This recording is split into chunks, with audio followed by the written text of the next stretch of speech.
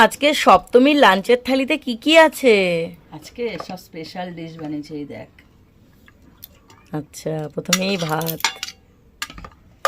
ভাতটা ঝুরঝুরে তো, একদম ছড়িয়ে যাচ্ছে। ঝুরঝুরে ভাত দিয়ে সবকিছু খেতে ভালো লাগে।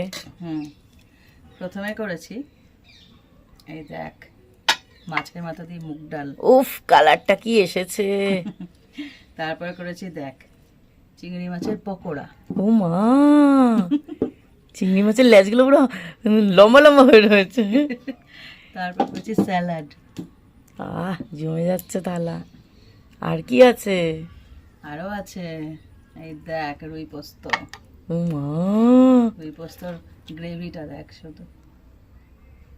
বাহ, কালারটা কি লাগছে! আরো আছে শেষ পাতে রসগোল্লা না হলে ভাল লাগে, মিষ্টি না আহ, হলে। দারুণ! জমে গেল একদম ফাটাফাটি।